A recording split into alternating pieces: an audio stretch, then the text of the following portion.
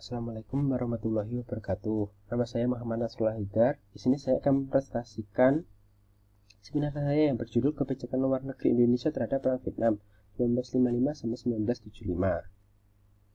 Latar belakang, politik Indonesia digelar dengan nama politik bebas aktif. Bebas di mana tidak terikat oleh blok satu negara adidaya manapun, sedangkan aktif ikut serta dalam memperjuangkan perdamaian dunia sesuai dengan Undang-Undang 1945. Namanya cukup sederhana, namun pada kenyataannya interpretasi setiap pemerintah yang berkuasa berbeda-beda, mengakibatkan ketika terjadi perubahan pemerintah dalam negeri juga mempengaruhi interpretasi terhadap politik bebas aktif dan pada akhirnya mengubah kebijakan luar negeri yang diambil. Kepentingannya berubah-ubah, kebijakan diambil yang berubah ini menjadi menarik itu dan diceritakan mengapa terjadi perubahan tersebut dan apa alasannya. Salah satu peristiwa yang cukup mencolok terjadi perubahan ini dan terdapat anomali adalah Perang Vietnam.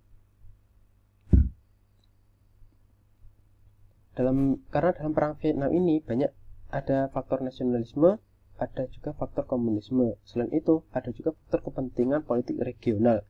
Sehingga setiap kebijakan diambil oleh pemerintah berkuasa ada latar belakang yang cukup kompleks, menghasilkan kebijakan yang kadang-kadang itu tidak sesuai dengan pemahaman kita terhadap pemerintahan yang berkuasa pada masa itu. Rumusan masalah pertama adalah penjelasan mengenai politik bebas aktif, bagaimana dia bermula dan bagaimana perkembangannya pada tahun 1955-1975. Kemudian rumusan masalah kedua adalah bagaimana sih kebijakan luar negeri pada masa pemerintahan Soekarno terhadap Perang Vietnam, yaitu 1955 sampai 1965. Jadi kita mulai dari awal mulanya dulu, bagaimana sih awal mula hubungan bilateralnya, mengapa Soekarno dekat dengan pemerintah dan sebagainya, kenapa sih alasan apa yang diambil. Kemudian ada kebijakan luar negeri pemerintahan Soeharto, bagaimana sih beliau menanggapi Perang Vietnam. Kenapa sih kebijakan beliau untuk menjaga netral namun diam-diam juga tetap mendukung Vietnam Utara? Nah, ini kan menjadi menarik. Terus dampak jangka panjangnya itu seperti apa dan bagaimana pada akhirnya Soeharto mendukung memasukkan Vietnam ke ASEAN. Nah, lingkup penelitiannya adalah tahun 1955 dan 75. 1955 dipilih karena itu pada tahun itulah pemilu Indonesia memberikan dasar legitimasi bagi Soeharto untuk mempromosikan politik anti-nekolimnya atau anti-neokolonialisme dan imperialisme. Karena pada tahun ini hasil dari pemenang pemilu adalah nasionalisme dan komunisme. Kemudian 1975 dipilih sebagai akhirnya karena pada tahun inilah pemerintahan Soeharto harus segera memutuskan kebijakan apa yang diambil oleh negara-negara yang baru di Indochina yang dimenangkan oleh pihak komunis. Selain itu, pemerintahan pemerintahan Republik Rakyat Tiongkok atas kepemimpinan Deng melakukan ekspansi pasar yang besar terhadap ke arah selatan, ke wilayah Laut Cina Selatan, sehingga pemerintah Soeharto memerlukan sekutu untuk membendungnya. Kemudian kajiannya spasialnya adalah Indonesia dan Vietnam, tapi fokusnya di Indonesia, yaitu kajian kebijakan diambil oleh pemerintahan pusat di Jakarta. Kemudian kajiannya merupakan kajian politik hubungan internasional. Penilaian terdahulu itu pertama adalah Ho Chi Minh dan Soekarno. Buku ini lebih banyak menjelaskan terhadap kedekatan baik formal maupun informal dari kedua tokoh tersebut. Sangat sedikit membahas tentang kebijakan luar negeri dan politiknya. Kemudian ada analisis kemenangan politik di sini. Buku 2 dari buku Sudirman. Buku ini lebih ke arah karya hubungan internasional yang membahas peristiwa pada masa itu, yaitu masa akhir Perang Vietnam. Sehingga latar belakang sejarahnya masih sangat sedikit. Kemudian ada Cheng Guang Ang, bukunya itu Strategy Vietnam War. Buku ini yang paling menyeluruh terhadap membahas tentang kebijakan diambil Indonesia terhadap Perang Vietnam. Sayangnya beliau itu dalam pembukaannya mengatakan bahwa beliau itu lebih menggantungkan terhadap kabar diplomatik Amerika yang tentunya biasanya sangat kuat terhadap pemerintahan Soeharto maupun Soekarno.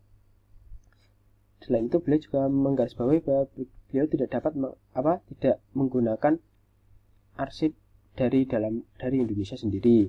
Buku ini juga merupakan buku saku yang masih tidak membahas secara ringkas, masih sekedar secara umum saja. Kemudian kajian pustaka politik luar negeri Indonesia adalah bukunya Fernandes yang merupakan buku background dari politik luar negeri Indonesia. Kemudian buku Lever juga. Kemudian itu dasar-dasar ideologisnya dari politik bebas adalah karya Mohatta yang mencetuskan politik bebas, itu dasar-dasar politik luar negeri Indonesia maupun mendayung di antara dua karang. Kemudian ada kajian pustaka perang Vietnam. Sayangnya masih sangat sedikit yang membahas dari Indonesia karena masih agak anti dengan Marxisme, sehingga hanya satu buku yang saya temukan. Selebihnya harus menggunakan buku karya dari luar negeri. Kemudian teori yang saya gunakan adalah teori realisme karya Haji Morgenthau, yaitu politik nasional struggle for power. Di sini politiknya ada 6 poin, tapi fokus saya adalah hanya di poin kedua, yaitu bahwa kebijakan luar negeri itu diambil karena kepentingannya daripada faktor kepentingannya dari faktor ideologisnya, karena realitas di lapangan seringkali berbeda dengan teori ideologisnya, sehingga kebijakan diambil pun pada akhirnya juga lebih diutamakan karena kepentingan apa yang harus diambil. Kemudian kerangka pemikirannya, yaitu dari politik luar negeri ini dijelaskan dengan politik perspektifnya, kemudian dikaitkan dengan perang Vietnam, ditentukan apa saja sih kebijakan luar negerinya pada Mas Soekarno, kemudian masa Soeharto, kemudian dampak pemersatuannya terhadap Mas Soeharto seperti apa. Nah, teori elemen dimasukkan untuk menjelaskan kebijakan-kebijakan tersebut, mengapa kebijakan tersebut diambil, menghasilkan kesimpulan bahwa politik luar Indonesia pada umumnya berubah karena kepentingannya di dalam negeri pun juga berubah. Tidak hanya karena ada pertarungan ideologis antara Soekarno-Soeharto, tapi lebih ke arah kepentingannya berbeda antara pemerintahan Soekarno dengan pemerintahan Soeharto. Metode pemilihan topik, karena kedekatan emosional penulis, bahwa penulis itu sangat tertarik dengan sejarah kawasan dengan multifaktor dan politik kepentingan yang menentukan sekali dalam pengambilan keputusan. Kemudian ada kedekatan intelektual, karena masih sangat sedikitnya penulisan sejarah hubungan internasional di negara superpower, terutama di arah negara kecil aliran kili. Kemudian pengembangan sumber, dimulai dengan sumber foto negatif dari Jagir, di mana nanti akan dijelaskan di lampiran. Kemudian ada arsip-arsip zamannya, nanti juga dijelaskan di lampiran. Untuk kritiknya, karena dicari dari sumber yang cukup legit, maka bisa dapat dipercaya. Kemudian juga masih harus isinya juga harus dikaitkan dengan sumber-sumber lain, sehingga cocok informasi yang dapat interpretasinya. Bahwa pada masa pemerintahan Soekarno, pemerintahnya itu dia fokusnya, kepentingannya itu adalah perang terhadap sisa-sisa kekuasaan Belanda di Indonesia dengan jurgannya, yaitu anti neokolonialisme dan anti imperialisme atau nekolim. Peristiwa yang terjadi dalam perang Vietnam ini dikhawatirkan juga terjadi di Indonesia, di mana negaranya dipecah menjadi dua untuk mempertahankan kolonialisme di Indochina.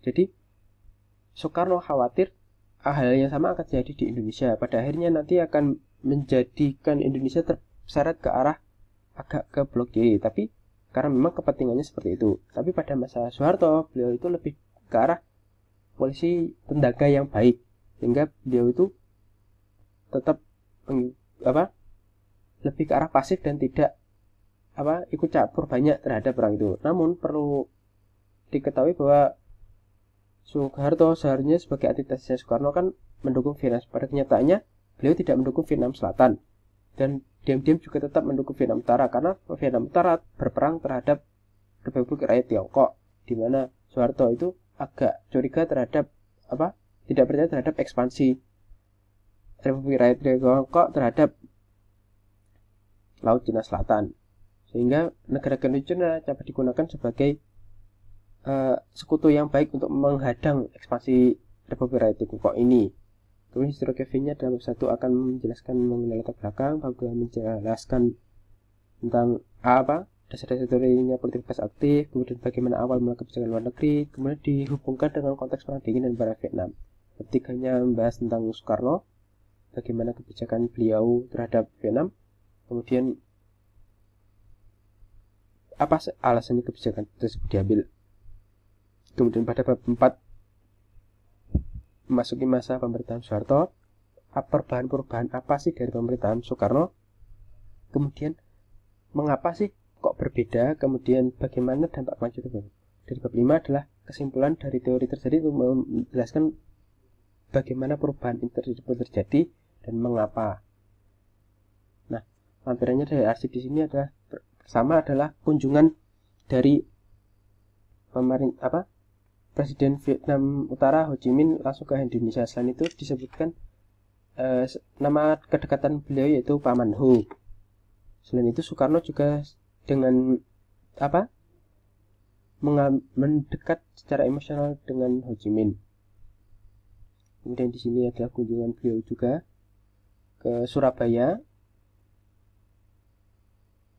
Nah, di sini Soekarno secara personal menyambut dengan Ho Chi Minh dan menyampaikan pidato politik. Selain itu juga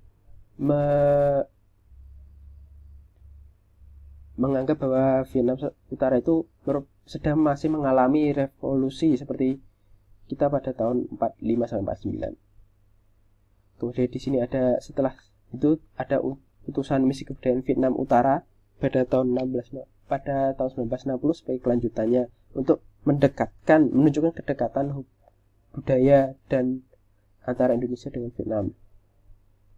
Kemudian ini adalah media massa terang bulan yang terbitkan tahun 1999. Di sini media massa ini menjelaskan bagaimana kedekatan Soekarno dengan Ho Chi Minh, bagaimana miripnya perjuangan mereka. Bahkan Ho Chi Minh itu perjuangannya lebih keras. Juga memberikan konteks terhadap foto arsip tadi yang sangat sedikit informasinya di arsipan, tapi di sini dijelaskan siapa sih tokohnya dan terjadi di mana. Kemudian di sini ada komentar dari Adam Malik bahwa pemerintahan Vietnam itu harus segera diundang ke ASEAN karena sebagai negara baru. Tentunya aneh, bagi negara baru Indonesia langsung diundang, walaupun masih ada kesangsian oleh seperti Bapak Darsono. Kemudian ada di sini beberapa perbandingan antara sikap Indonesia dengan beberapa negara lain. Kemudian ada Jenderal Panggabean yang secara terang-terangan mengkritik terhadap Vietnam Selatan yang pemerintahan militernya tidak didukung oleh rakyat semesta. Kemudian di sini ada Saigon normal kembali, di mana pengambil alihan Saigon terjadi secara baik-baik seperti yang dijelaskan dalam buku Ho Chi Minh dan Soekarno, sehingga ini meningkatkan kepercayaan terhadap pemerintahan Vietnam Utara.